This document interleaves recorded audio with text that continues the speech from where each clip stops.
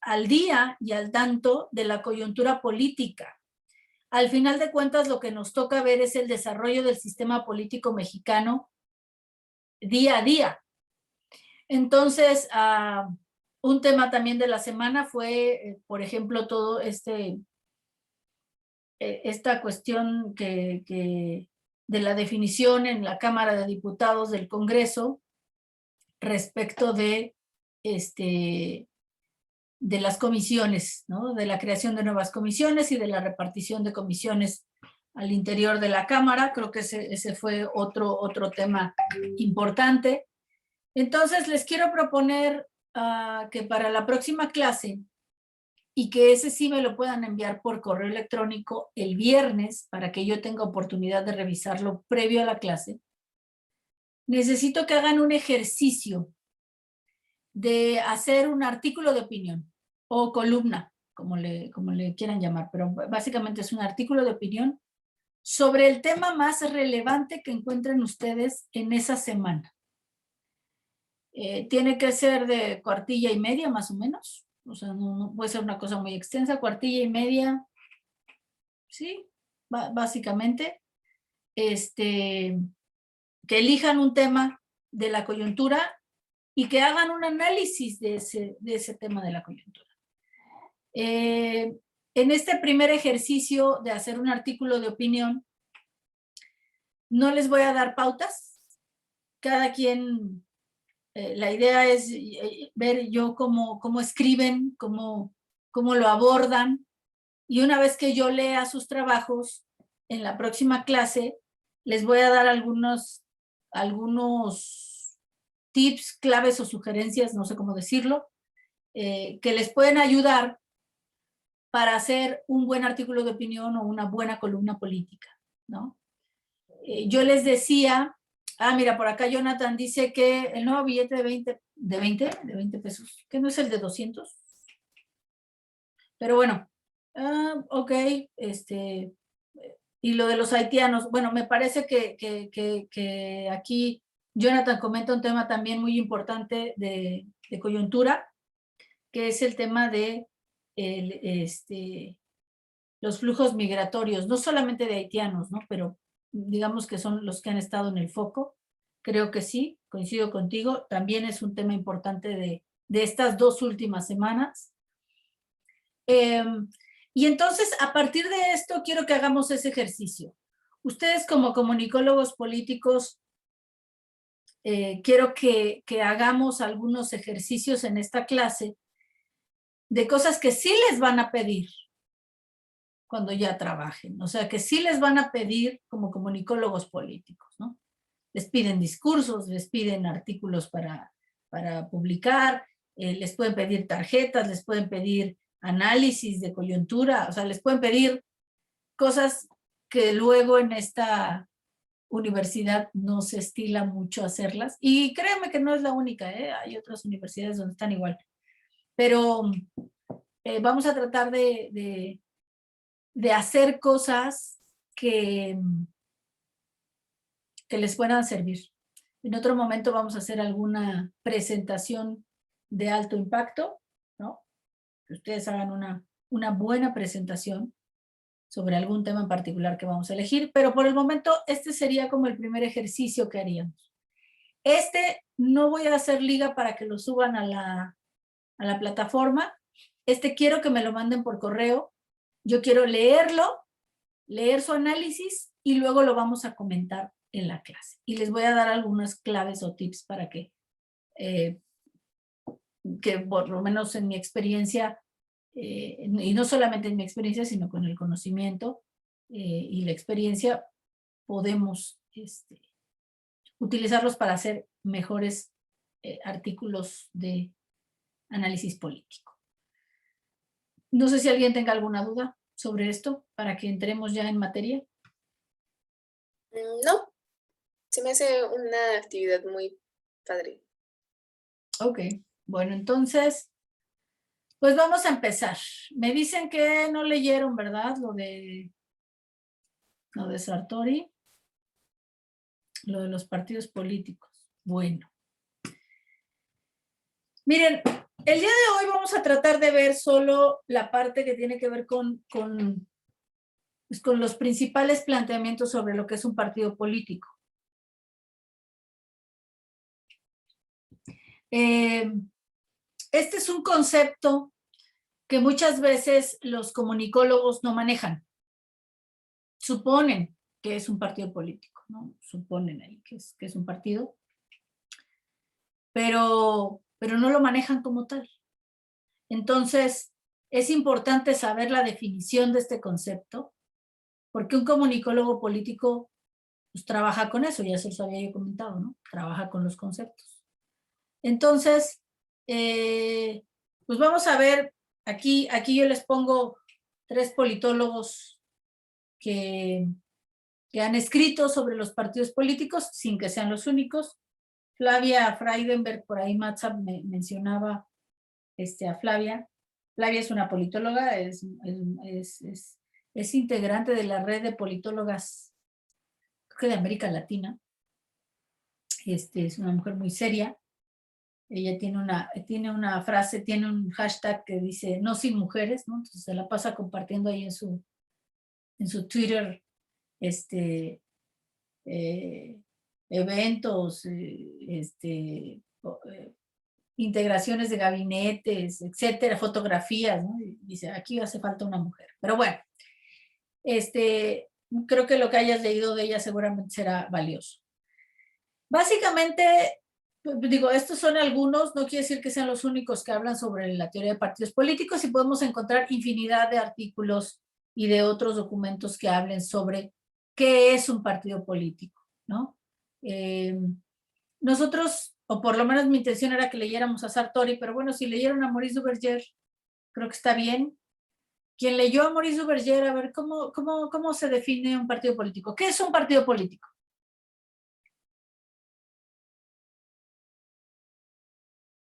¿Cómo lo definirían?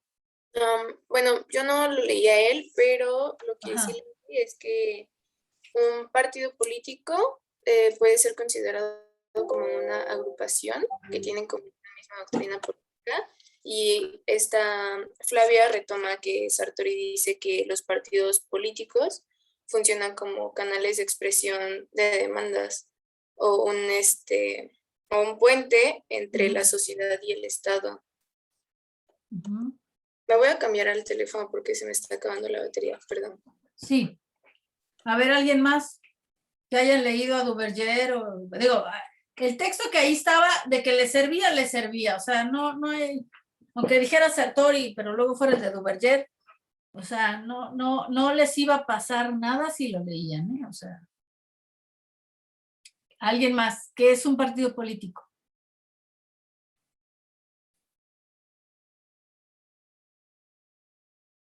¿No? ¿Nadie? Entonces, ¿cómo hacemos análisis de los partidos políticos? Entonces, ¿cómo criticamos a los partidos políticos? Entonces, ¿cómo hacemos planteamientos que vayan dirigidos a que, por ejemplo, se le quite el financiamiento público a los partidos políticos? Es algo interesante saber. Bueno, pues en la ciencia política el concepto de partido político, pero no solamente el concepto como tal, sino la estructura, la institución como tal es muy importante, ¿sí? Un partido político, obviamente pensando en esta lógica de una democracia de los modernos, como la definía Norberto Bobbio, ¿no? Norberto Bobbio tiene un libro que se llama, es un breviario del Fondo de Cultura Económica, es un libro muy chiquito y muy breve, que por aquí lo debo de tener, se llama Liberalismo y Democracia, no quién sabe dónde estará. Liberalismo y democracia. Y ahí él habla de la democracia de los modernos y de la democracia de los antiguos. Cuando habla de la democracia de los antiguos, se refiere pues a esta democracia griega, ¿no? Esta democracia directa, dice Bobbio. Es una democracia que esta democracia de la deliberación en la plaza pública, ¿no? En el ágora política, donde se reunían los ciudadanos, los que tomaban las decisiones, y ahí exponían sus puntos de vista y tomaban las decisiones de lo que iba a ocurrir con la ciudad-estado, con la polis, ¿no? Esta democracia de una participación directa del ciudadano en la toma de decisiones.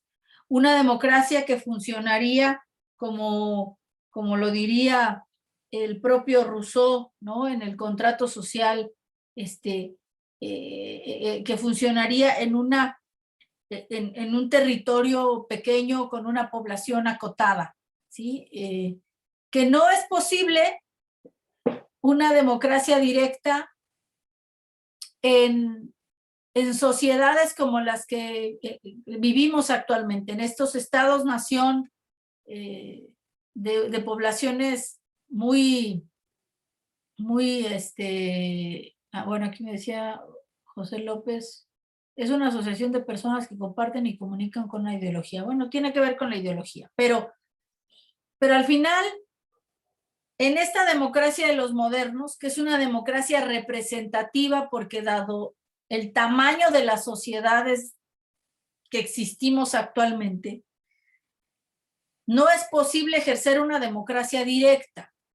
Hay mecanismos de participación democrática directa, pero las democracias de los modernos, dice Bobbio, son democracias representativas. Es decir, un grupo de gente acotado, pequeño, representa al resto de la ciudadanía, ¿sí? En eso consiste la democracia representativa. Ahora, tomando en cuenta que la sociedad no es uniforme, no es unívoca, no es, los habitantes o los diferentes grupos de la sociedad no tienen las mismas características todos, aunque haya cierta identidad dentro de la sociedad o dentro de la población, como en los estados-nación, en los estados modernos, al final de cuentas es hay una diferencia entre los intereses de los diversos grupos de la población, ¿no? Lo que diría Rousseau cuando habla de la voluntad general, ¿no? La voluntad general no es la suma de las voluntades particulares, porque las voluntades particulares responden precisamente a intereses de grupos específicos, sino que es la voluntad que mejor le conviene a todos, aunque pueda afectar de alguna manera a algunos grupos en cierta parte de sus intereses, pero al todo es lo que mejor le conviene. Esa expresión de ese consenso, ese cálculo del consenso del que nos habla Bernard Crick, y donde nos define la política como eso, al final de cuentas tiene que ver con este esquema de representación. O sea, hay un conjunto de individuos que representan a esos grupos diversos de la sociedad. Las democracias modernas son democracias representativas, en donde no todos podemos ir a la plaza pública a manifestar nuestras ideas, pero sobre todo, a lo mejor a manifestar las ideas sí, pero sobre todo a la toma de decisiones. Y entonces lo que hacemos es delegar estas decisiones a un conjunto de personas que representan nuestros intereses, como grupo, que representan la diversidad de esos grupos de la sociedad.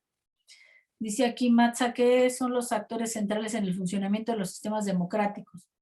Al funcionar como me imagino, como puente entre la sociedad y el Estado, cumplen con llevar los temas o necesidades de la sociedad al sistema. Bueno, entonces, en esta democracia representativa, los grupos de la sociedad necesitan a alguien que los represente.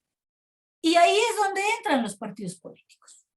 Es decir, en la democracia de los modernos, los grupos diversos de la sociedad, que no pueden ir todos al mismo tiempo a la plaza pública a tomar las decisiones, necesitan que alguien represente sus intereses y vaya hacia los lugares de deliberación y de decisión a tomar las decisiones y a ejercer las deliberaciones que le permitan o que mejor representen los intereses que tiene. Entonces, esa es la característica. Entonces, en esta democracia representativa se hacen necesarios los partidos políticos.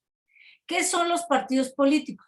Sí, son instituciones que representan a los diversos grupos de la sociedad, que tienen una dirigencia, es decir, los partidos políticos sí pueden ser un cúmulo de personas, de millones de personas, ¿no? Si nos fuéramos a la lista de militantes que tiene cada partido político, ¿no? Que tiene el INE y lo registra, pues el PRI tiene como 6 millones o 4 millones, ya no sé cuántos tiene. El PAN de militantes creo que estaba ahí a punto estaba en riesgo su registro porque no el PAN es un partido de cuadros y entonces no es un partido masivo y entonces necesita tener cierta cantidad de militantes. Ahí tiene creo que 250,000, el PRD andaba como por los 800,000, Morena creo que andaba como por 3 millones,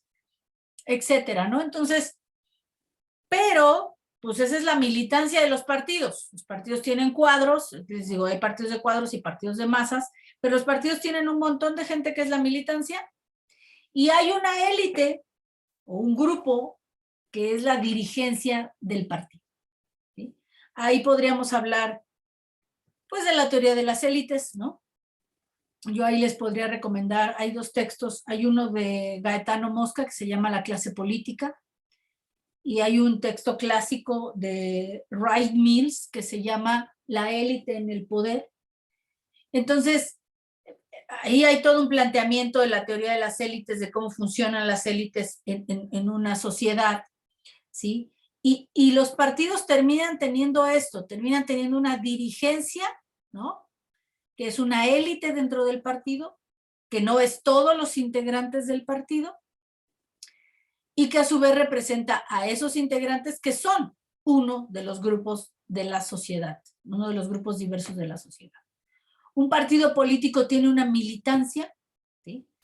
Yo les decía que el PAN es un partido de cuadros, porque el PAN nunca ha sido un partido muy interesado en tener a muchos afiliados, ¿no? A muchos militantes. Incluso para ser militante del PAN se requiere pasar un proceso en el que el propio PAN te acepte como militante. O sea, no es solamente que yo quiera pertenecer al PAN, ¿no? O sea, yo, Viviana Mondragón, quiero pertenecer al PAN, bueno, creo que no, pero supongámoslo. Quiero pertenecer al PAN, voy y me afilio. No, es un partido que se da, ahora sí que se reserva, no sé si actualmente todavía, pero hasta donde yo lo pude conocer un poco su historia y su funcionamiento, se reservaba el derecho de admisión de sus militantes. Entonces es un partido más de cuadros. Versus el PRI o Morena, que son partidos de masas, ¿no? Por ejemplo, o sea, partidos en donde, incluso en el caso del PRI, muchas veces la afiliación al partido, la militancia del partido, llegó a ser de manera corporativa, ¿no? Es decir, si tú pertenecías a algún sindicato, pertenecías a alguna organización campesina, etcétera, pues ya automáticamente eras priista, ¿no? O sea, no era como una decisión individual ciudadana de ya, yo quiero militar en tal partido, voy, me inscribo y ya estuvo, sino que incluso había un esquema de militancia corporativa. Entonces hay partidos de masas, el PRI o Morena son esos, son el PRD, partidos de masas, partidos que aceptan, todo el que quiera venir, ser parte del partido, véngase, aquí lo afiliamos, ya, formó parte del partido. Entonces el partido tiene una dirigencia, tiene una militancia. Los partidos políticos también tienen una ideología y esa ideología tiene que ver precisamente con las características del grupo al que representan, del grupo social al que ellos representan. Hay grupos sociales que tienden a ser más conservadores, grupos sociales que tienden a ser más, ¿cómo decirlo?, más conservadores, otros que tienden a ser más liberales, ¿no? O más progresistas. Y entonces, bueno, pues en ese sentido, los partidos políticos suelen tener una ideología más de derecha o más de izquierda. Ahí sí alcanzan a ver, espérenme porque ya, quién sabe qué dice aquí.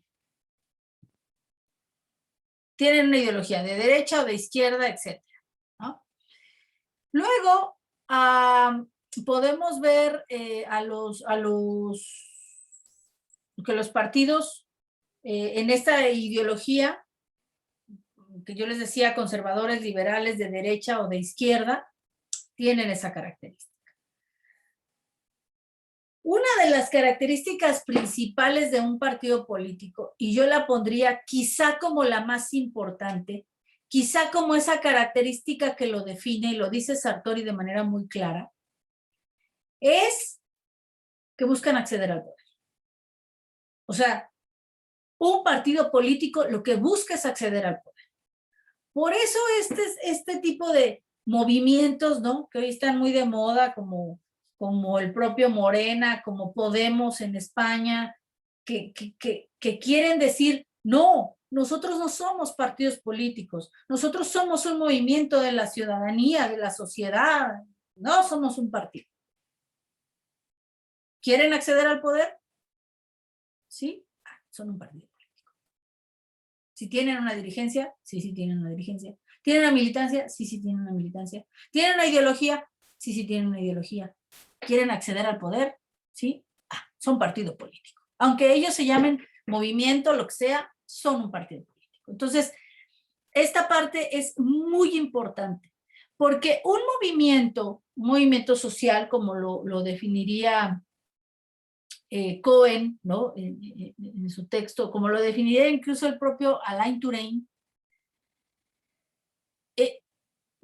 o sea, no quieren acceder al poder. Los movimientos sociales no buscan el acceso al poder. Un movimiento social normalmente, y aquí tiene que ver con la próxima característica de un partido político, un partido político tiene un proyecto político, un proyecto de nación. Un movimiento social no. Un movimiento social tiene una causa, ¿sí? O sea, una causa que los ambientalistas, o sea, el movimiento ambientalista, que es un movimiento social, o sea, nosotros defendemos a la vaquita marina, ¿no? Ya se está extinguiendo y pues, o somos un colectivo de feministas que defendemos la igualdad entre hombres y mujeres y estamos en contra de la violencia que se ejerce en contra de las mujeres. Ok. O sea, un movimiento social tiene una causa, tiene un objetivo claro y concreto. Su objetivo no es acceder al poder. Su objetivo es influir para que quienes tomen las decisiones en el poder tomen en cuenta su causa, su planteamiento y entonces vivan en esta dinámica, pero no buscan acceder al poder. Cuando alguien nos dice, es que hay que buscan el poder, entonces son un partido político. Porque un partido político tiene además un proyecto político, es decir, un proyecto de gobierno, un proyecto integral que implica el todo, implica tener una posición frente al desarrollo económico, el desarrollo político, el ámbito social, es decir, un planteamiento completo. Normalmente los partidos, por ejemplo en México, tienen una declaración de principios, o sus documentos básicos, una declaración de principios es donde dicen cuál es su ideología, ¿no? Tienen unos estatutos que hablan de cómo están organizados, ahí normalmente se define que hay una dirigencia, cómo se compone esa dirigencia, cómo se renueva, cómo se integra, la militancia, qué niveles de militancia hay, si hay militantes y simpatizantes y etcétera, etcétera, ¿no? Pero también hablan de un proyecto, de un programa de acción.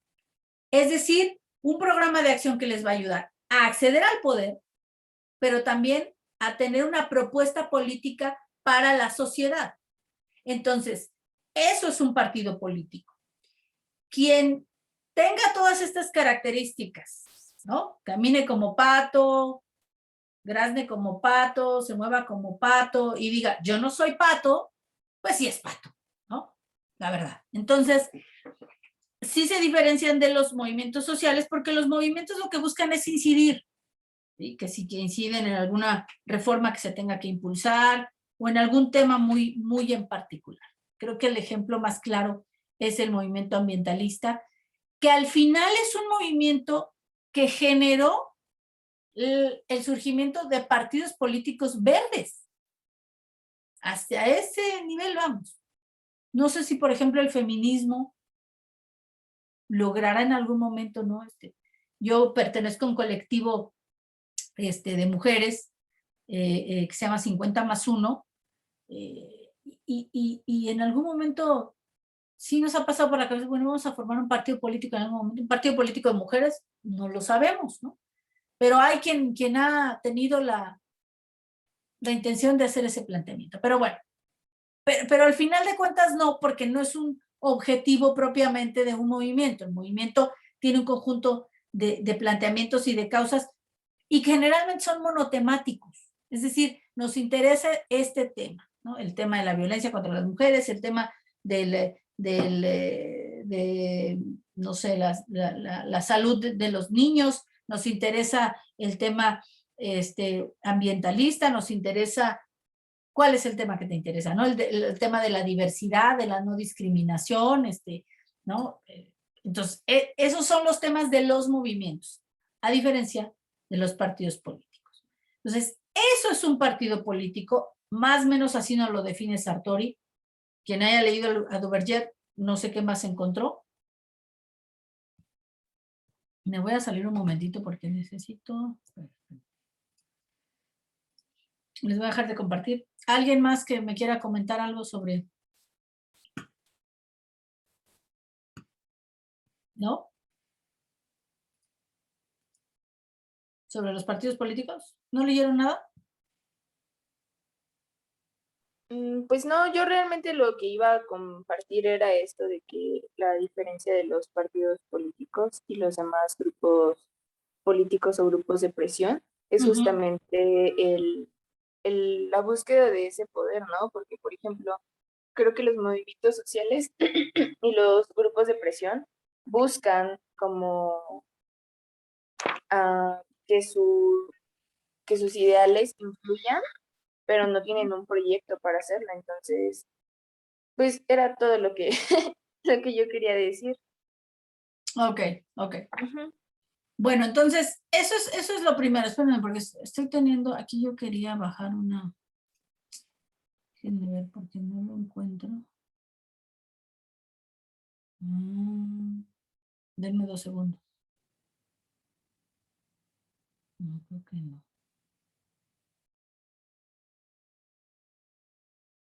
Ok, nos vamos con esto. Y bueno, por ejemplo, en esta misma lectura de Flavia, ella maneja 3 aproximaciones de conceptos como para entender a un partido político.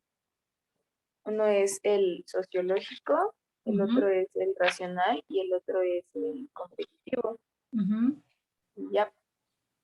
Bueno, ahora, ¿qué más hay que saber de los partidos políticos? Aquí les voy a hablar un poco de los orígenes de los partidos. Los partidos políticos tienen estas formas de organización, de representación de los grupos sociales. Tiene sus antecedentes. Hay 2 modelos de partidos políticos, el modelo europeo y el modelo americano. Cuando hablamos del modelo europeo, estamos hablando de que los partidos políticos tienen 2 orígenes. El primero es el origen parlamentario de los partidos políticos. Es decir, esta organización por grupos diversos, a veces hasta contrapuestos, esta idea de la izquierda a la derecha, va a surgir precisamente con el fortalecimiento de los parlamentos en este proceso de transición que hubo, con revoluciones en medio, ¿verdad? Que hubo de transitar de monarquías absolutistas a monarquías constitucionales que tuvieran un parlamento como un mecanismo de contrapeso de un poder único, ¿sí? En esta idea de la división de poderes. Entonces, en el Parlamento se va a dar esta primera división, ¿no? Los de la izquierda, ¿no? Que se sentaban a la izquierda del rey, los de la derecha, que se sentaban a la derecha, y en el Parlamento, ¿no? Los Tories, los Whigs, los conservadores, los liberales, como le queramos llamar. Entonces, uno de los orígenes de los partidos políticos va a ser el parlamentario en el modelo europeo.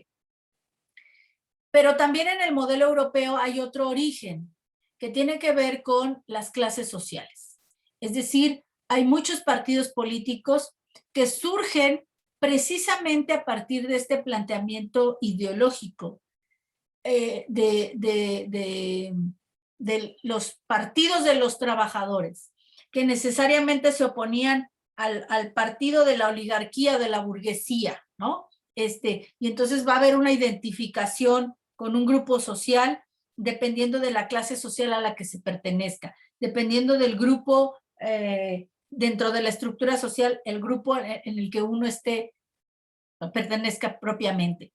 Pero tiene que ver sobre todo con esta interpretación, un poco de la teoría crítica, un poco del marxismo, de esta idea de la lucha de clases, ¿no? O sea, hay partidos políticos, hay una contraposición en este modelo que explicabas, que nos dice Flavia.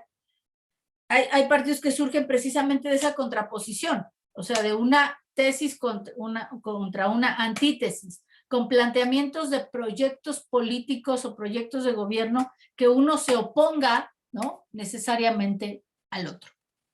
Y entonces ahí tenemos estos primeros, por ejemplo, ahí surgen todos los partidos de los trabajadores, los partidos sindicalistas, los partidos, etcétera, ¿no? Y luego del otro lado, en las clases sociales, pues pueden surgir los partidos más afines hacia los empresarios, hacia grupos incluso, pues de alguna manera como hasta religiosos, ¿no? En cierto momento.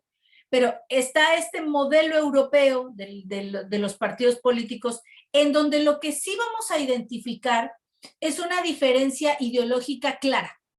O sea, hay una diferencia ideológica clarísima en este modelo europeo de los partidos políticos. Y ustedes lo pueden ver porque después se va dando todo un espectro, ¿sí? De los partidos, se da un espectro de los partidos políticos que precisamente va a concluir en estas diferencias ideológicas en el modelo europeo. Pero luego tenemos el modelo americano. Dentro del modelo americano no hay esta idea del parlamento, o estos grupos del parlamento. Tampoco hay una idea de agrupar a la sociedad a través de la clase social y entonces sea el partido de la clase social al que pertenezcas el que te representa, ¿no?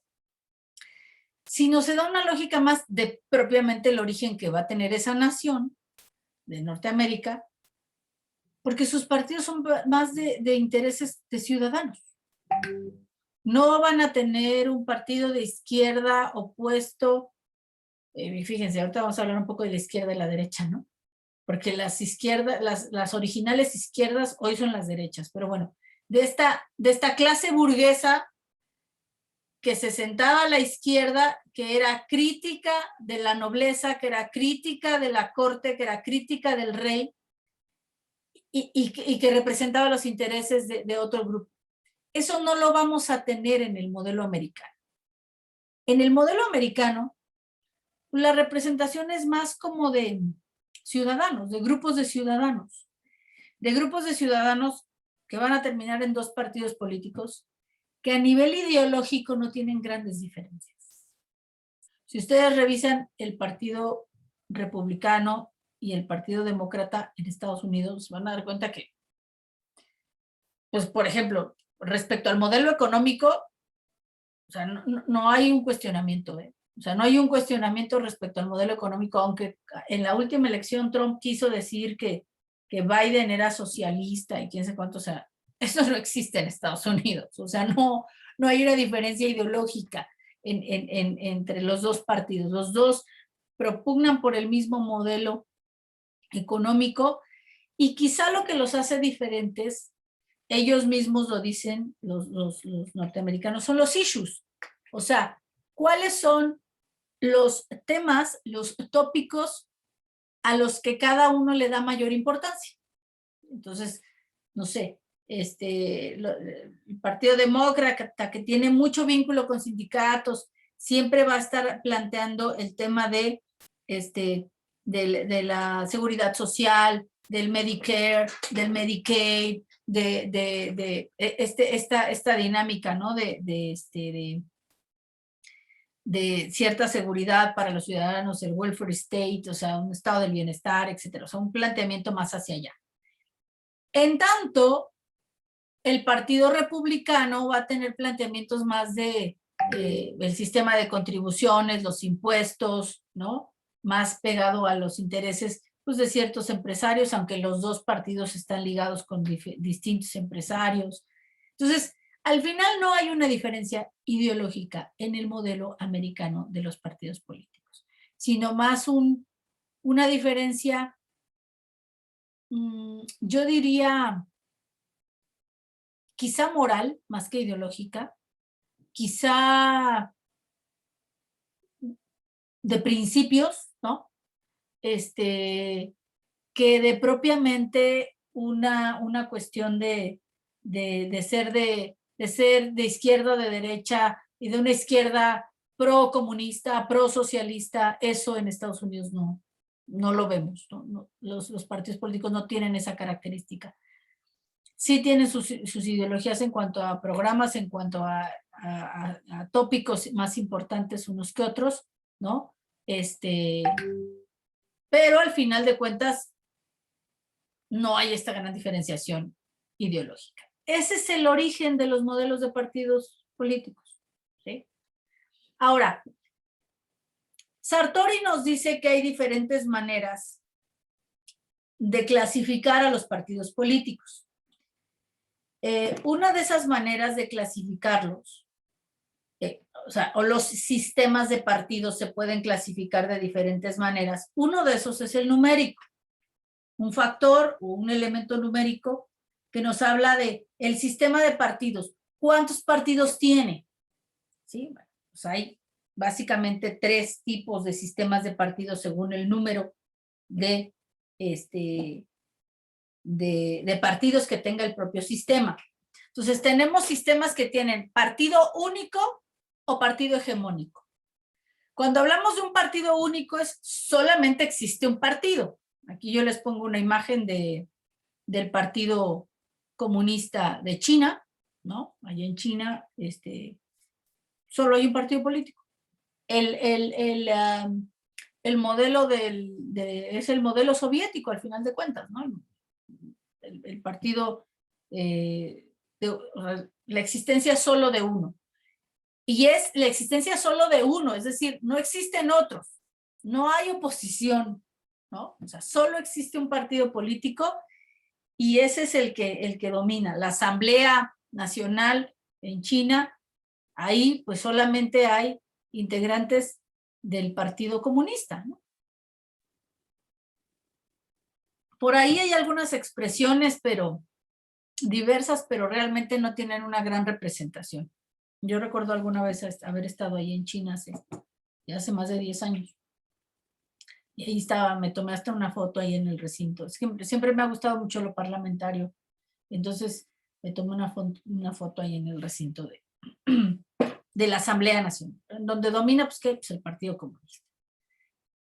Y hay otros ejemplos en donde hay un partido hegemónico, que quiere decir que aunque el sistema de partidos contempla la existencia de otros partidos, hay uno que es hegemónico. Obviamente, los sistemas de partidos de partido único, partido hegemónico, no son sistemas de partidos que se pueda presumir que sean democráticos o que sean estados democráticos. ¿Por qué? Pues porque rompe con el principio de la democracia. El principio de la democracia, nos lo va a decir Sartori en un libro que vamos a leer posteriormente, es la pluralidad y la diversidad. O sea, la diversidad de los grupos de la sociedad. Y en la medida en la que esos grupos estén representados, pues habrá posibilidades de que haya un mayor número de partidos o de que aún habiendo mayor número de partidos, no haya uno que sea hegemónico. Me parece que un ejemplo de partido hegemónico, pues por supuesto que fue el PRI en su momento en el sistema político mexicano, ¿no? O sea, el PRI era un partido hegemónico. No quiere decir que no existieran otros partidos, sí existían, pero su participación era tangencial, era testimonial, no pesaban, ¿no? Dentro de, obviamente estamos hablando del sistema político post-revolucionario, ¿no? Del momento en el que el PRI era el partido hegemónico, era el partido oficial, ¿no? Entonces, ahí no existe la posibilidad de darle paso a la representación de la diversidad, pero existen estos sistemas de partidos, de partido único, de partido hegemónico. Luego tenemos sistemas que son bipartidistas, ¿no? Creo que el modelo de bipartidismo pues es el de los Estados Unidos de América, ¿no? El Partido Demócrata y el Partido Republicano. Ahí solo hay dos partidos.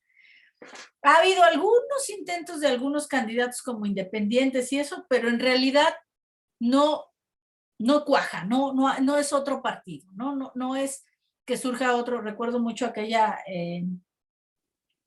elección donde hubo un candidato, Ross Perot, que traía ahí el planteamiento de que iba a ser otro partido, pero al final no concluyó. Y en Estados Unidos es un sistema bipartidista, ¿no? En donde el poder, pues prácticamente se lo van alternando. Casi siempre un presidente se puede elegir una sola vez, ¿no? Puede optar por la reelección en una ocasión. La mayoría duran 2 periodos. El último presidente no pudo, ¿no? Donald Trump no pudo permanecer 2 periodos en la presidencia. Pero bueno, esta es la característica del bipartidismo. 2 partidos normalmente. Ahora, este es el modelo de partidos ciudadanos.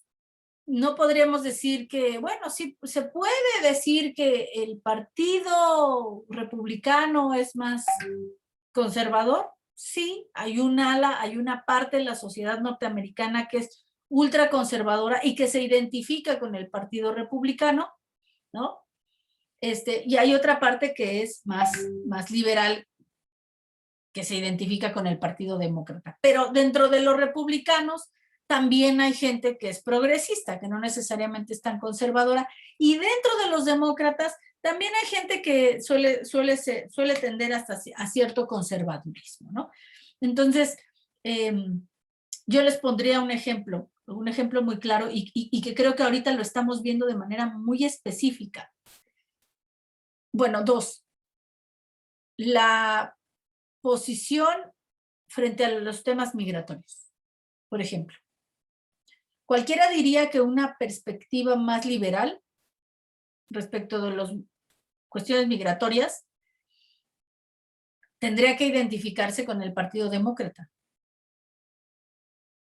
Lo que nos dicen los datos es que cuando en Estados Unidos gobiernan los demócratas, hay un endurecimiento de la política migratoria, por ejemplo. Se cierran más las fronteras, se deportan más a los migrantes extranjeros, o sea, diría uno como que no machea, ¿no? Un tema con el otro. Ahí están los datos. Obama deportó a más gente que Trump. Y ya no digamos lo que está pasando con el gobierno de Biden, ¿no? Sí, los tejanos son gobernados por los republicanos y el gobernador de Texas trae una pugna ahí contra Biden y entonces ahorita traen la crisis esta con los haitianos, que están cruzando el río Bravo ahí en Coahuila. Bueno, o sea, no necesariamente esa política que pudiera parecernos más liberal o que tendría que ser más progresista está identificada con los demócratas. Y al revés, otro de los planteamientos han sido, por ejemplo, el tema de la guerra, ¿no? O sea, sí hay una posición distinta en cuanto al tema de la guerra, aunque Estados Unidos siempre ha tenido una economía de guerra y aunque Estados Unidos siempre ha tenido una política de guerra muy marcada y muy clara, ¿no? podemos revisar las administraciones de los republicanos y las administraciones de los demócratas, y sí hay ciertas diferencias. Pero al final de cuentas, aquí, como yo les decía, no hay una diferencia ideológica tan marcada, ¿sí? Normalmente, los países que tienen diferencias ideológicas más marcadas no suelen tener solo dos partidos, pero, vaya, pero sí los hay, pero son muy pocos, ¿no? Generalmente, donde hay diferencias ideológicas más marcadas, el espectro de los partidos o el sistema de partidos no suele ser un bipartidismo. Suele ser un pluripartidismo, ¿no? Esta era la boleta. Hace unos días estuve en la Cumbre de Comunicación Política y recuerdo mucho que había un consultor que en su conferencia pues ponía los ejemplos de los partidos, ¿no? Aquí en México, por ejemplo, después de la elección y de que 3 partidos perdieran el registro, pues tenemos una dinámica que son 7 partidos, ¿no? Es el Morena, PAN, PRI, PRD, no, son 8, MC, el PT y el Verde Ecologista, no, son 7. Entonces son 7 partidos, que hemos llegado a tener 11, ¿no? En las elecciones. Bueno, pues aquí los peruanos tienen, yo estuve en Perú en enero del año pasado, del 2020, y estaban por tener elecciones para elegir a su Congreso, a su Cámara de Diputados. Y había 27 partidos contendiendo. Ahí está. Así les daban la boleta y la cantidad de partidos, ¿no? Y obviamente aquí pues sí hay una diversidad, ¿no? Partidos hacia la derecha, partidos hacia la izquierda, partidos hacia el centro derecha, centro izquierda, derecha moderada, izquierda moderada, ¿no? Socialistas, ultraconservadores, ultraderechistas. Quizá vemos, por ejemplo, lo que hoy pasa en España. España, fíjense que España es un caso sui generis, porque España tenía un sistema bipartidista práctico, o sea, de facto. No es que su ley solo considerara esos dos. Y había ahí algunas otras expresiones, pero de facto era un bipartidismo. Estaba el Partido Popular, que era la derecha, y el PSOE, ¿no? Que era el partido de izquierda. Y ahí estaban igual, turnándose uno a otro. Y luego ya, en los últimos años, el sistema de partidos español se ha diversificado. Tenemos, por el lado de las izquierdas, que así lo llaman, el partido Podemos, que ciertamente sí le robó mucha militancia y adeptos al PSOE. Ahí lo que pasó entre Podemos y el PSOE fue un poco parecido a lo que pasó entre Morena y el PRD, ¿no? Pero luego tenemos a la ultraderecha, que en las últimas semanas estuvo muy, pues ese es otro tema, ¿no? Seguramente supieron que el coordinador de los senadores del PAN, Julen Rementería, se reunió con el líder del partido Vox, que es el partido de la ultraderecha en España, ¿no? Un partido ultraconservador, un partido antiaborto, matrimonio igualitario, o sea, un partido muy de derecha, y que se opone a las políticas populistas del gobierno, que pues como todos sabemos es un gobierno coalicionista, después de la crisis que tuvieron, en donde tuvieron que repetir la elección 3 veces, porque no había uno de los partidos que alcanzara la mayoría que la Constitución determina para poder establecer el gobierno, que fue que después de que perdió Rajoy. Y entonces, ¿qué es lo que ocurre ahí? Pues ahí ocurre una polarización. Y entonces se abre el sistema de partidos y surge Podemos, surge Vox, estaba ya el PP, estaba ya el PSOE, y entonces ahí se abre el sistema de partidos, ¿sí? Entonces, ¿se puede pasar de un bipartidismo de facto a un pluripartidismo? Sí. Y luego de un pluripartidismo, pues hay niveles. Puedes tener desde 4 o 5 partidos, o 3, desde 3, hasta 20 y tantos como tienen ahí los peruanos, ¿no? Entonces, 20 y tantos partidos, pues imagínense, a mí me tocó ver un debate entre diputados, no, bueno, era un culebrón, o sea, era un maratón de debate, porque pues en lo que participan 20 y tantos por una misma diputación, una locura. Imagínense un debate presidencial con 20 y tantos candidatos. Bueno, allá los peruanos sí lo hacen, ¿no? A mí me tocó estar precisamente en la crisis que tuvieron los peruanos después de, pues de este asunto. Se quedaron sin presidente porque su presidente estuvo involucrado en uno de los escándalos de Odebrecht y entonces pues renunció, entonces traían un presidente interino y primero tenían que renovar la asamblea y luego ya de ahí se iban a elecciones. Y las elecciones en Perú acaban de pasar este año, ¿no? En donde pues ganó un partido de izquierda, ¿no? Entonces, bueno, el pluripartidismo. Luego hay otro criterio para establecer cómo funciona el sistema de partidos. Y dice Sartori, tiene que ver con la competencia electoral. O sea, ¿qué tanta competencia electoral hay?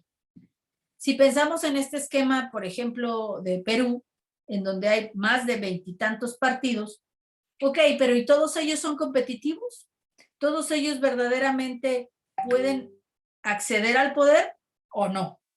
Y entonces hay sistemas que tienen partidos predominantes, o sea, donde hay, a lo mejor es un sistema pluripartidista, pero hay 2 o 3 partidos que predominan, o un partido que predomina, no necesariamente es hegemónico, o se parecería más a un sistema de partido hegemónico, pero hay un partido que predomina sobre los otros, ¿sí?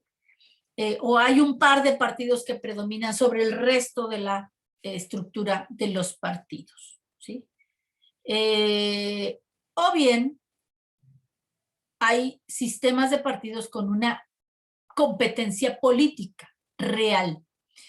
En esta competencia política real, ¿no? Pues bueno, cualquiera podría ganar, ¿no? Los bipartidistas suelen tener competencia política, incluso les digo, se van alternando el poder. Así lo vemos en Estados Unidos, así lo veíamos en España, cuando pues en un momento era Rodríguez Zapatero, ¿no? En otro momento era Aznar, es decir, o sea, van del PP al PSOE, etcétera. En el caso de Francia también, ¿no? Pues ahí vamos que de Sarkozy a Hollande, y, o sea, vamos teniendo esos cambios entre los partidos, los que son de derecha y demás. O sea, hay una competencia política, no hay un partido que predomine, sino que cualquiera podría ganar. Hay sistemas de partidos con una fuerte polarización, es decir, sistemas de partidos en donde están total y absolutamente confrontados. Creo que es el caso entre Podemos y Vox, ¿no? Hoy que están completamente confrontados. De ahí que sale un poco el tema de la carta de los panistas. Miren, ese tema fue... No vi a nadie que se metiera hasta la cocina a hacer el análisis, pero ha habido ya publicaciones en España que hablan de cómo el partido Podemos ha financiado a Morena durante varios años. Entonces, cuando nosotros pensamos en esa confrontación, en esa polarización que existe entre Vox y Podemos en España, y luego pensamos en que el partido Podemos ha estado financiando en algunos momentos y metiendo la mano, por supuesto, en el caso de Morena,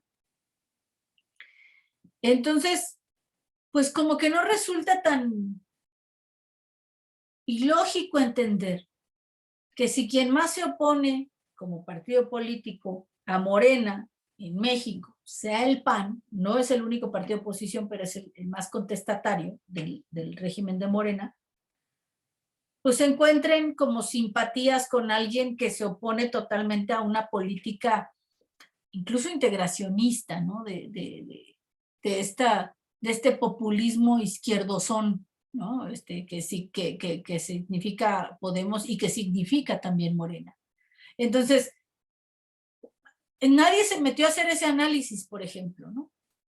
Más que decir, uy, sí, son ¿cómo dijo Claudia Sheinbaum? Dijo, la más derecha de la derecha de la derecha.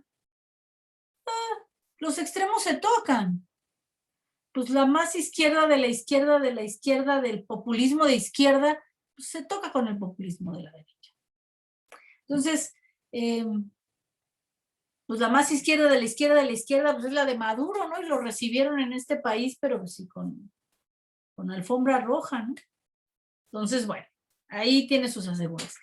Esos son los sistemas en los que existe una amplia polarización.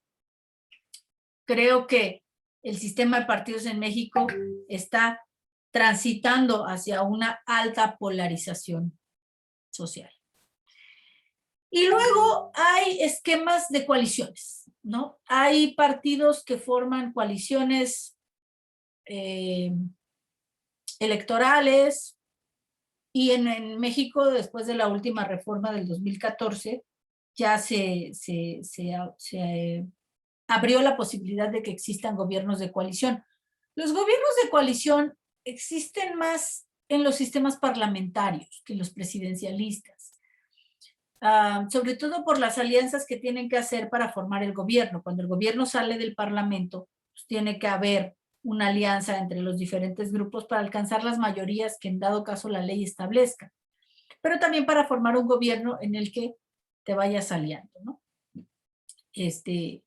Hay una serie en Netflix que se llama Borgen. Está muy interesante porque habla es una ficción de la política danesa, de una primera ministra danesa que llega por el partido moderado, que hasta donde dan a entender en la serie es un partido de centro, ¿no? Y entonces ese partido moderado, más moderado hacia la izquierda, anda viendo con quién se alía para formar el gobierno. Entonces la buscan los de la derecha, que es a los que ya no ganaron la mayoría para poder establecer el gobierno otra vez, y también tiene vínculos con la izquierda, pero con la izquierda no necesariamente tiene todos los acuerdos. Y luego busca a otros partidos pequeñitos, los verdes, etcétera. Entonces, al final de cuentas, este modelo de coaliciones también permite que los partidos se junten. Y se junten no necesariamente con una visión ideológica, sino con una visión más pragmática. Y creo que en México también estamos viendo algo de eso. La coalición electoral, que hoy es coalición legislativa, va por México, es un ejemplo de esto. La Constitución nuestra ya permite los gobiernos de coalición, ¿no? Entonces, como que para allá puede ir caminando, ¿no? Entonces, esta es otra manera de clasificar los sistemas de partidos por la competencia electoral que pueda existir. Luego viene la clasificación ideológica, ¿no?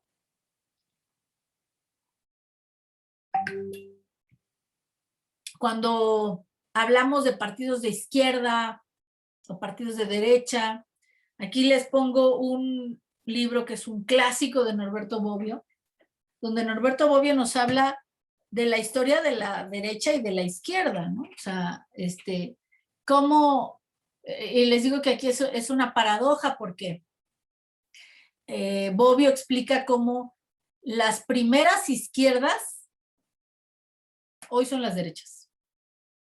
Es decir, la primera izquierda fue la burguesía que se oponía a una clase, a la nobleza, ¿no? A la nobleza que acompañaba al monarca en las decisiones en la corte. Una burguesía que tenía un creciente poder económico, pero que no tenía participación política, porque pues como eran comerciantes, mercaderes, etcétera, etcétera, y no tenían sangre azul, pues entonces no había manera de que participaran ahí de las decisiones del monarca y de las cortes. Y entonces, ¿qué es lo que es muy curioso, ¿no? Porque allá en España, los congresos locales se llaman las cortes, ¿no? Las cortes generales. De hecho, las cortes generales Son las dos cámaras, así como lo que aquí sería el Congreso de la Unión. Ahí en España es las Cortes Generales, tiene la Cámara de los Diputados y la Cámara de los Senadores también. Que por cierto, ya la Cámara de Senadores es como más... Pues yo cuando estuve por allá, estuve en un curso de asesores parlamentarios en el Congreso de los Diputados, yo dije, pues aquí el Senado es como, ay, no pinta, no decide. La Cámara pesada es la de los diputados allá en España. Pero bueno, el tema es que esas primeras izquierdas, ¿no? Era la burguesía, que tenía un creciente poder económico, pero no tenía un poder político para incidir en la toma de decisiones desde el poder que le permitiera, pues, defender sus intereses. Y entonces esas van a ser las primeras izquierdas. Las primeras derechas, pues obviamente eran los nobles, ¿no? Los duques, los marqueses, los etcétera, etcétera, etcétera, ¿no? Que acompañaban ahí al rey, que tenían sus títulos nobiliarios y demás, y pues los otros, pues no eran de sangre azul, entonces no participaban ahí.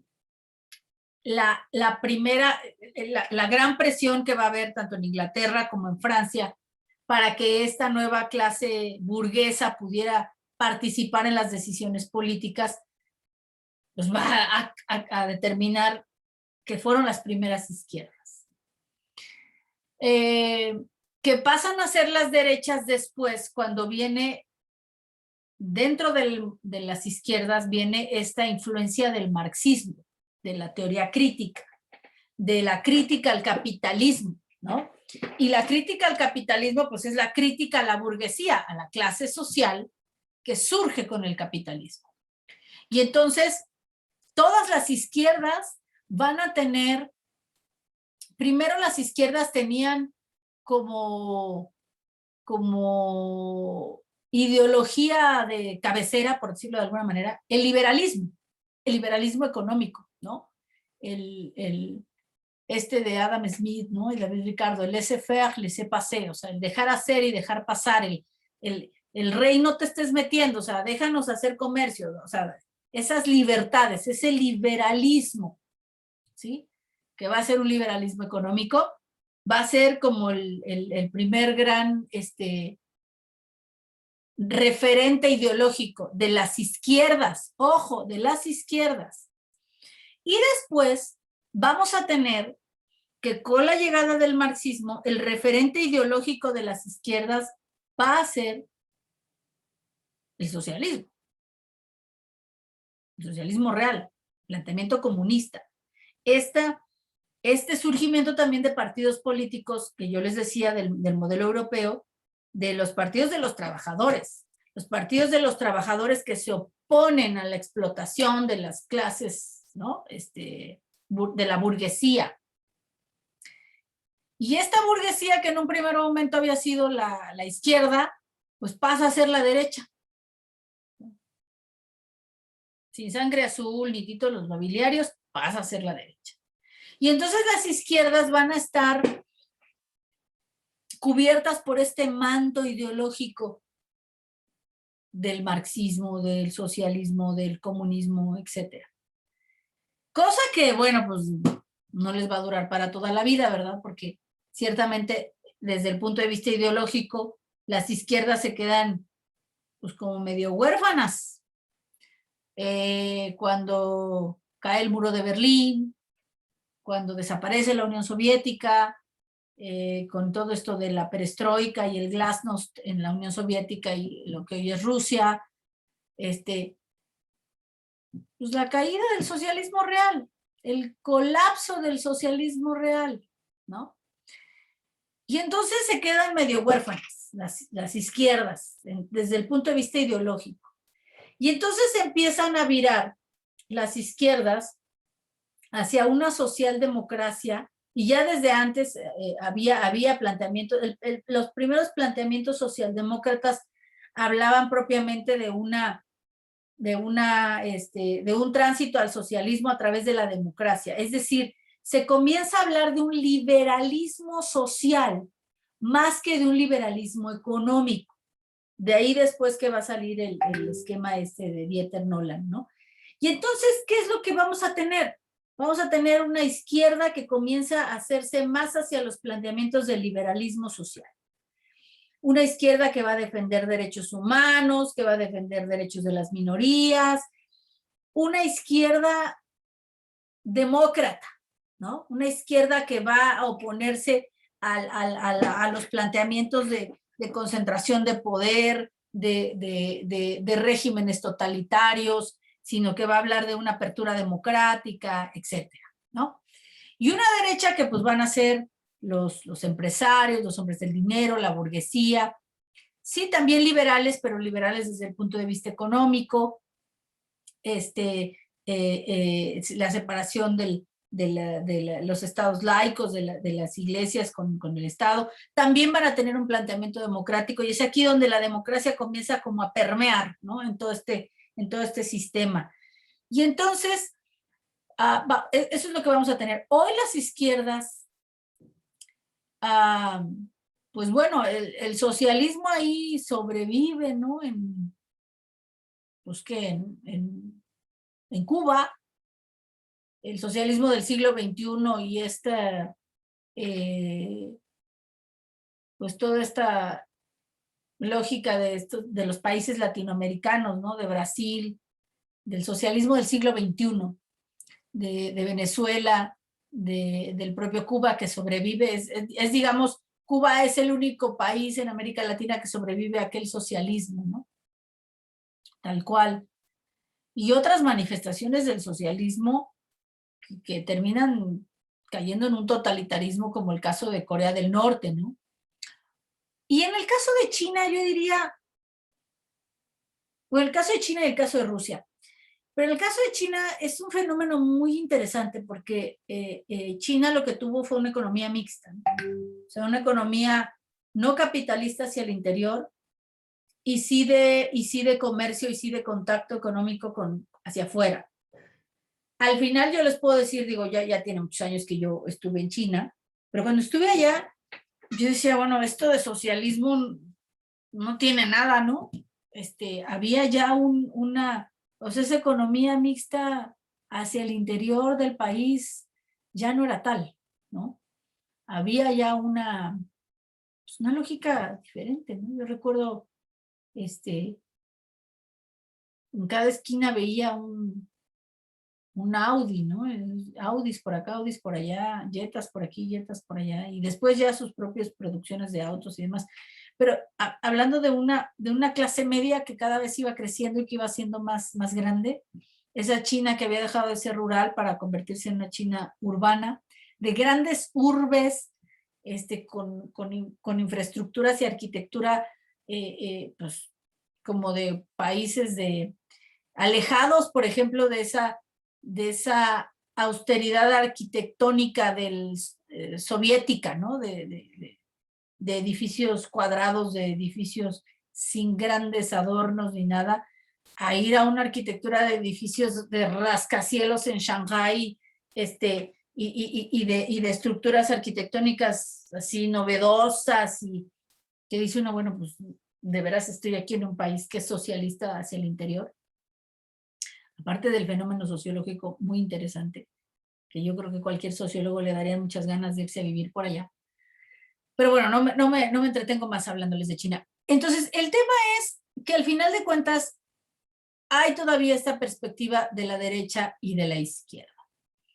Hoy lo que estamos viendo es que tanto en la derecha como en la izquierda hay un fenómeno que atenta contra la democracia, y son los populismos, de derecha o de izquierda, que pueden acabar con ella. Ahí les recomiendo, miren, yo lo tengo aquí, estoy leyéndolo, pero todavía no lo termino, este libro, Cómo mueren las democracias, ¿no?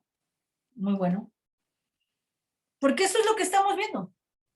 Yo estuve en la Cumbre de Comunicación Política y, bueno, ahí la mea culpa de uno de los consultores que ha ganado más dinero en la consultoría, ¿no?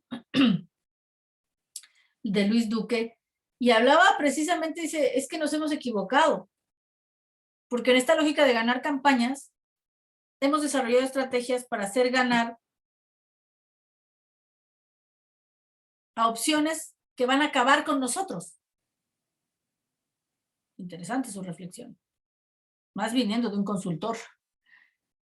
O sea, estamos llevando a los populistas al poder.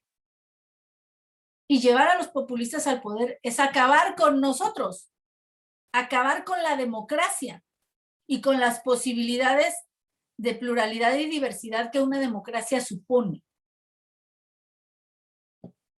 Vamos a hablar de populismos de derecha, bueno, pues ahí estaba el caso del propio Trump o de Bolsonaro, ¿no?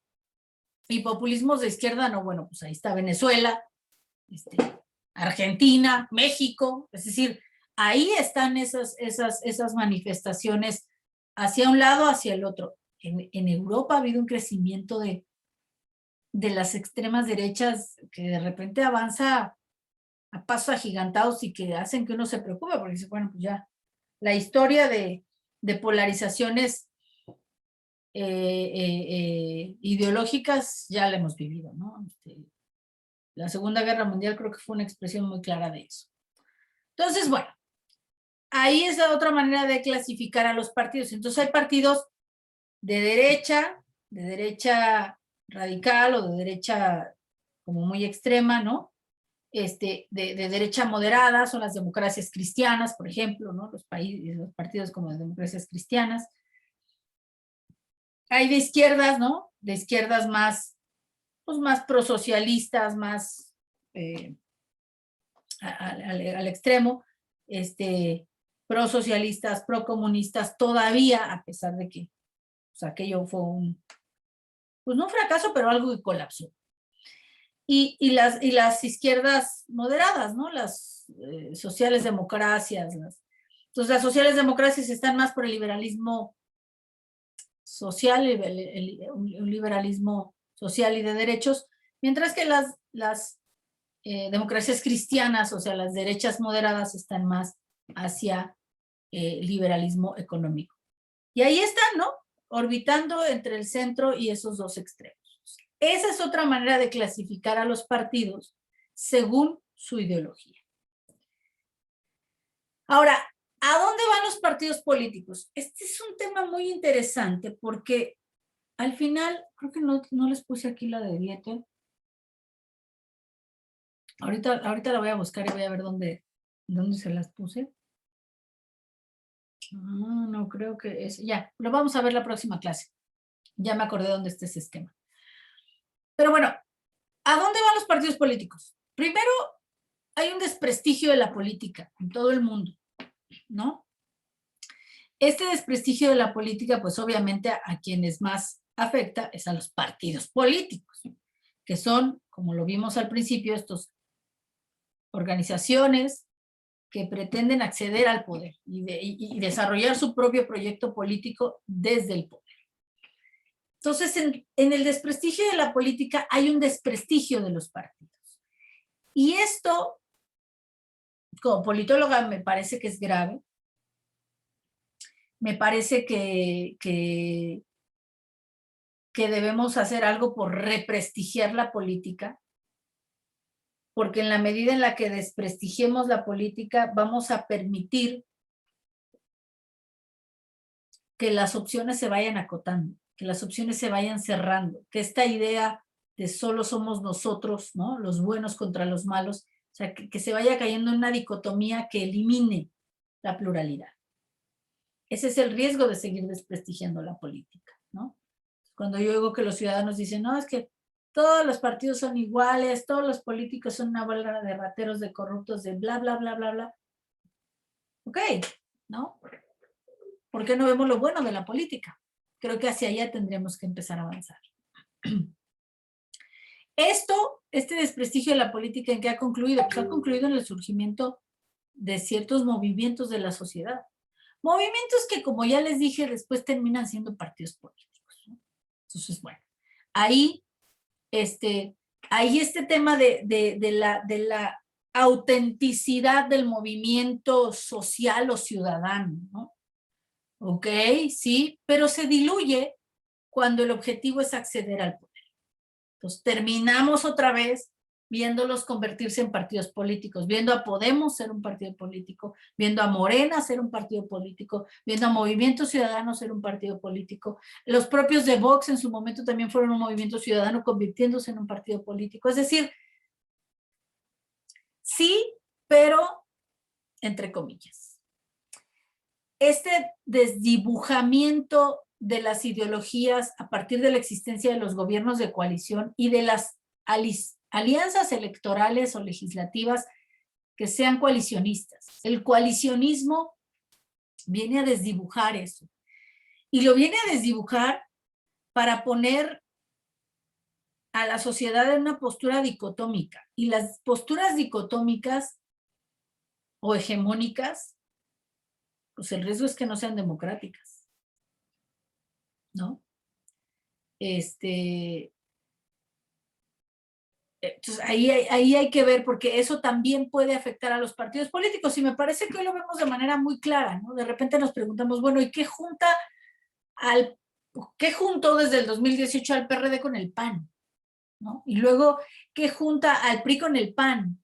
O al PRI con el PRD. O sea, es como una cosa de repente medio inentendible, ¿no? Porque se desdibujan las ideologías e impera un pragmatismo político que sí afecta a los partidos. O que sí, o sea, sí los afecta, pero no necesariamente en el sentido peyorativo, o sea, sí les cambia la dinámica. Tenemos que pensar. Y el tema que yo les decía, en toda esta reflexión sobre los partidos políticos, ¿a dónde van las democracias? Están en riesgo. En un riesgo grave. Esa es la realidad. Entonces, sí tenemos que preguntarnos eso, porque lo que atenta contra las democracias son los populismos, de izquierda o de derecha. Y los populismos pueden terminar convirtiéndose en totalitarismos, en gobiernos autoritarios, totalitarios, en donde ya no haya ni un liberalismo político ni un liberalismo social, ya no haya libertades, ya no haya una democracia. Entonces, me parece que es un poco lo que tendremos que pensar cuando pensemos en los partidos políticos. Me parece que siguen siendo la forma de representación más efectiva que existe en las democracias. No quiere decir que no haya otras, sí las hay. Las candidaturas independientes, por ejemplo, son una opción. Los mecanismos de participación ciudadana, que son como mecanismos de democracia directa, ¿no? O sea, como para que no todo sea la pura representación, sino que los ciudadanos tengan manera de tener algunos mecanismos de participación directa, como el plebiscito, como el referéndum, como la iniciativa ciudadana, como los presupuestos participativos, pero que al final siguen siendo como una especie como de válvula de despresurización que puede existir o puede pesar sobre la representación partidista. Entonces, sí habría que pensar ahí hacia dónde vamos o sea, hacia dónde van los partidos políticos. A mí me parece que sigue siendo la forma de representación de los grupos sociales en una democracia.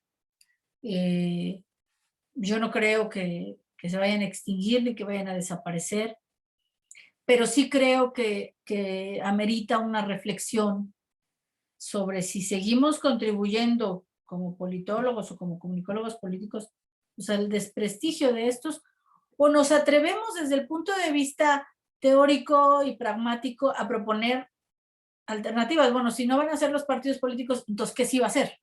¿Qué va a haber ahí en su lugar? Ahí tiene que haber algo, tiene que haber una forma en la que encontremos esta representación ciudadana. Porque volver a la democracia directa, que es, por ejemplo, uno de los planteamientos que tiene el gobierno en México actualmente, pensando ya en el sistema político mexicano, pues las cosas no se pueden decidir en la plaza pública, ¿no? O sea, las decisiones de cancelar un aeropuerto y tener una pizcacha de votos de ellos mismos y cancelar una obra así, justificando que fue el pueblo el que así lo quiso, cuando en realidad era una decisión que el propio gobernante ya tenía. O sea, utilizando estos mecanismos de manera perniciosa y perversa para sustentar una política o una decisión política propia, pues es un engaño, ¿no? No hay una, no hay, o sea, ahí no hay democracia participativa, ¿no?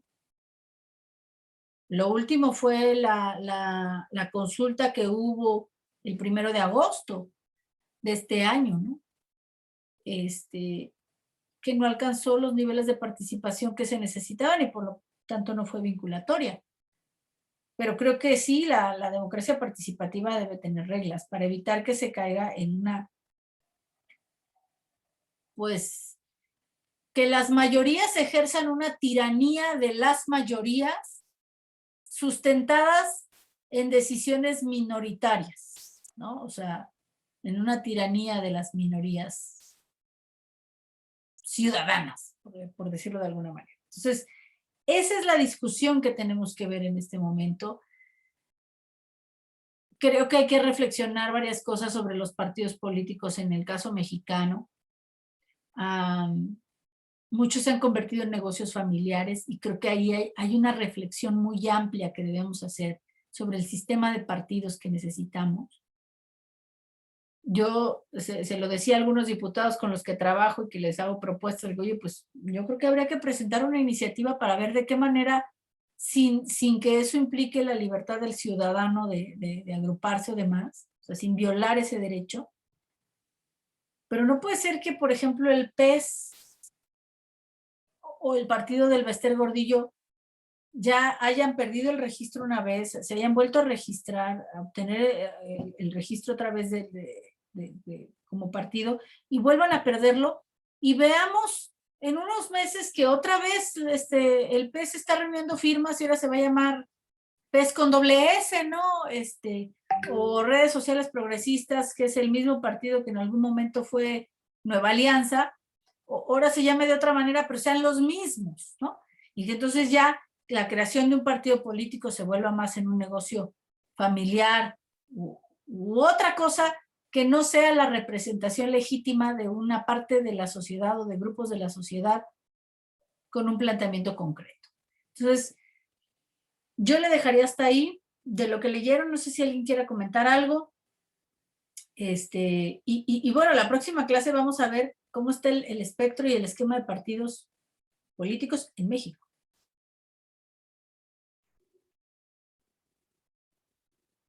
¿Algún comentario, duda? Es importante que lean, porque si no esto se vuelve un monólogo de mi parte. Y bueno, la verdad es que yo hablo mucho, pero pues creo que no se trata de eso, ¿no? Creo que se trata de que esto sea como un poquito más, con mayor participación de ustedes. Pero no tendrán buena participación si no leen. ¿No? Sí es importante que lean. ¿Alguien quiere comentar algo?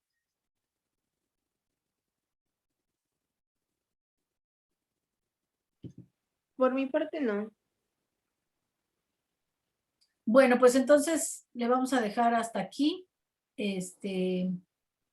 Espero que el viernes me manden por correo electrónico su artículo. Ustedes van a elegir el tema. Haremos algunos otros ejercicios posteriormente en los que yo les dé el tema del cual deban hacer el análisis de coyuntura. Y necesito que le participen ahí a las dos cosas que les dejé de investigación, porque eso cuenta en la evaluación. Ahí ustedes pueden ver el programa de trabajo y ahí vienen los criterios de evaluación, ¿no? Para que los tengan muy, muy claros. Y bueno, pues es importante que lean, es importante que participen allí en ese foro, que tengan claro cómo funcionan esas instituciones que les dejé investigar, En la próxima clase, a veces les pido que hagan un espectro de cómo están los partidos políticos del esquema mexicano, pero yo lo voy a exponer porque me interesa que escriban el artículo para la próxima semana. ¿El artículo es para el viernes antes de la sesión? Exactamente, el viernes Ok. antes de la clase, para que, pero mándenmelo, a ver, les voy a poner una hora. Viernes a más tardar a las 4 de la tarde. Me tienen que mandar el correo con su artículo, para que yo tenga el resto de la tarde, lo revise y el sábado ya les pueda hacer comentarios sobre lo que yo leí, a cada uno sobre lo que leí en su artículo. Damián, levantaste la mano.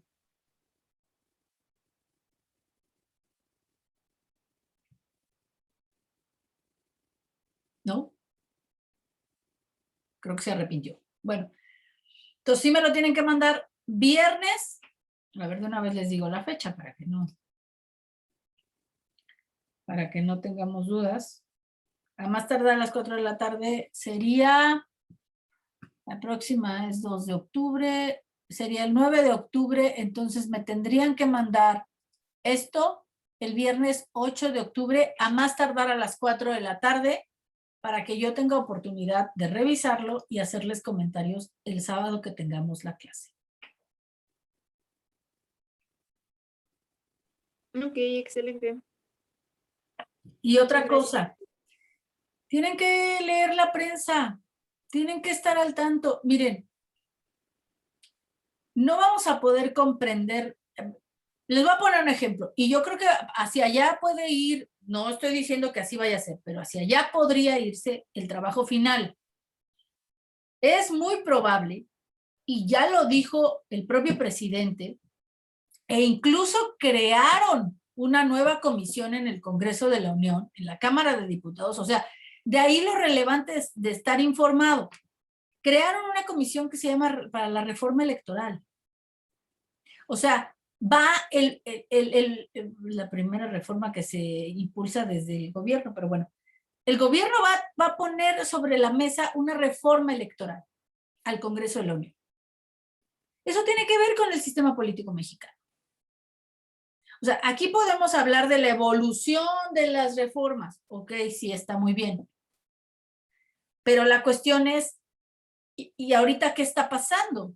¿No? Esto que mencionaban de la revocación de mandato es un tema novedoso del sistema político. El tema del juicio político, que bueno, yo ni le llamaría juicio político con este rollo con esta simulación de que desapareció el fuero, cuando en realidad el fuero sigue existiendo, y por ejemplo, las implicaciones que tiene esa última reforma sobre juicio político blindó al presidente.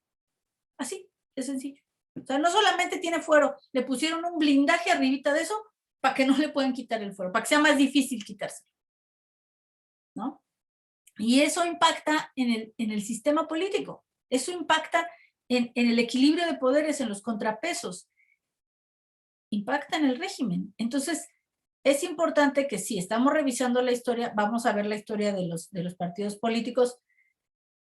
No tengo el libro de Octavio Rodríguez Araujo yo digitalizado. Hay algunos artículos que creo que les pueden servir en la biblioteca digital de la UNAM. Voy a subirles un link a ver qué pueden, para tratar de que lean algo para la próxima clase, porque vamos a ver cómo es el sistema de partidos, cómo ha evolucionado el sistema de partidos políticos en México. O sea, esto que vimos ahorita en la teoría, a través de Sartori, vamos a ver cómo aterriza para el caso mexicano. Entonces sí va a ser importante que lean algo. Y que estén enterados de lo que pasa en la prensa. O sea, de verdad, están obligados, y ya con el internet ya no hay pretexto. A ver, cuando yo estudiaba en la universidad, no existía el internet y había que leer el periódico físico, ¿no? Entonces era cosa de irse a la hemeroteca, echarle una revisada, etcétera, ¿no? A varios periódicos. Hoy con el internet, a ver, con las redes sociales, pueden revisar el periódico que sea, los articulistas que sean. Digo, bueno, el Reforma y el Universal hay que pagar, ¿no? El Universal por algunas cosas, el Reforma prácticamente por todo. Pero pues están otros medios, ¿no? Que podrían revisar y mantenerse enterados. porque si no, no van a saber cómo evoluciona el sistema político mexicano. Y esa es parte de nuestro objetivo en esta materia. Entonces, bueno, yo le dejaría hasta aquí y pues les deseo que tengan bonito sábado y buen fin de semana. Nos vemos dentro de 15 días. Nos vemos, hasta luego. Hasta luego. Hasta luego.